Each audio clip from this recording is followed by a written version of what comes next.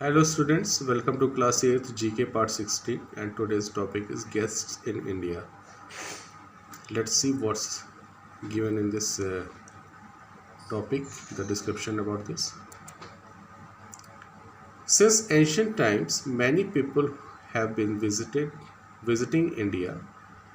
Let's see the description and name the foreign travelers who have visited India. काफ़ी पुराने समय से हमारे भारत देश में बहुत से विदेशी लोग हमारे भारत में यात्रा करते रहे हैं।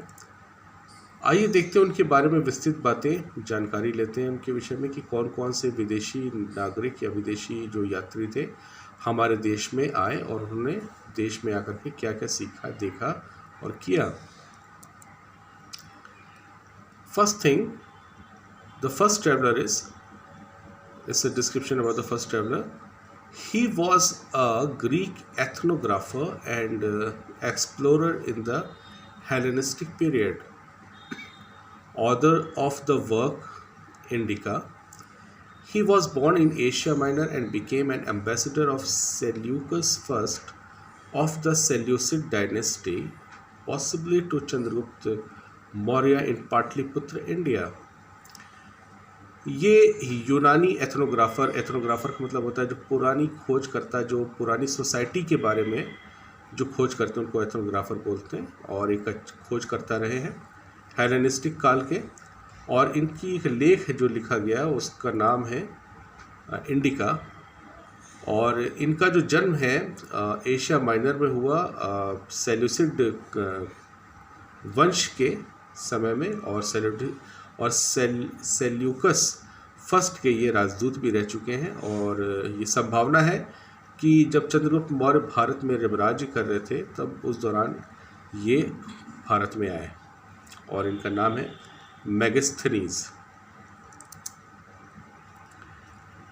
ही was a Russian merchant and one of the first Europeans to document his visit to India. He described his trip in a narrative known as the journey beyond three seas. ये रशिया के businessman थे, और ये उनमें के यात्री रहे हैं जिन यात्रियों ने भारत में आकर के उन्होंने पहली यात्रा की, उनमें से ये एक रह चुके हैं। और इन्होंने अपनी यात्रा को एक बहुत ही अच्छे से डिस्क्राइब किया एक किताब में, जिस किताब का नाम था the journey beyond three seas, और इनका नाम है Afanasy Nikitin. He was a Chinese Buddhist monk, scholar, traveller and translator who describe the interactive between China and India in the early Tang dynasty. और ये चाइना के रहने वाले Buddhist monk रह चुके हैं। बुद्धिस्ट मॉन्क भिक्षु होते हैं उनके बोला जाता है। और स्कॉलर जो सीखते हैं, पढ़ते हैं, वो यात्री अच्छे हैं, और अनुवादक रह चुके हैं। और इन्होंने अनुवाद बहुत अच्छा किया भारत और चाइना के बीच की बातों का। और ये अर्ली टैंग डायनेस्टी यानी कि टैंग डायनेस्टी की शुरुआती दौर में ये भारत में आए, और इनका नाम है हुएन सांग। Next is he traveled to India subcontinent and became the most important interpreter of India science to the Islamic world. ये इस्लामिक वर्ल्ड या कहा जाए कि मुस्लिम दुनिया के लिए इन्होंने बड़ा अच्छा अनुवाद किया। जब ये भारत आए और भारत के विज्ञान को इन्होंने देखा तो इन्होंने अपने इस्लामिक वर्ल्ड यानी कि इस्लामिक दुनिया में इसका बड़े अच्छे से अनुवाद करके बताया कि ये भारत का विज्ञान में क्या है।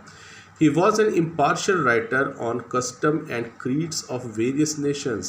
और ये लेख भी लिखते रहे हैं। impartial मतलब अंशकालिक लेखक भी रहे हैं, और इन्होंने देशों के अलग अलग रीति रिवाजों के ऊपर भी लेख लिखे इन्होंने। And was given the title अल उस्ताद, और इनको जो है 11वीं सदी के शुरुआत में भारत में इनको अल उस्ताद या मास्टर के रूप का भी उपाधि मिली, और इनका नाम है अल बरूनी। He was a Moroccan explorer of Berber descent.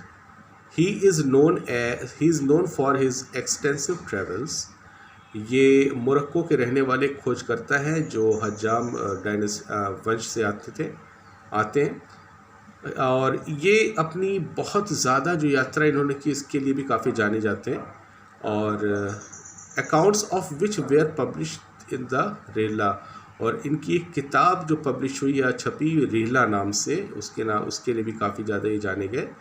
He visited India in 1020 AD, और 1020 सन में जो है ये भारत आके इन्होंने यात्रा की, और इनका नाम है Ibn Battuta.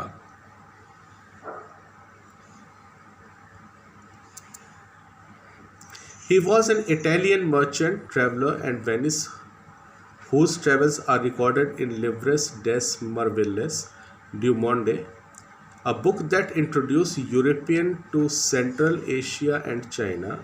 He is said to have visited India twice. ये इटली के एक व्यापारी रह चुके हैं और इन्होंने किताब लिखी।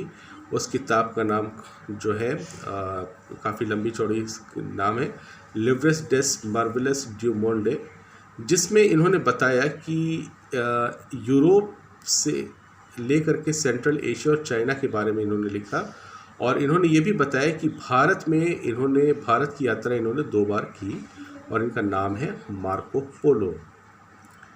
So that's all for today's study. I hope you all enjoyed. Thank you and have a nice day.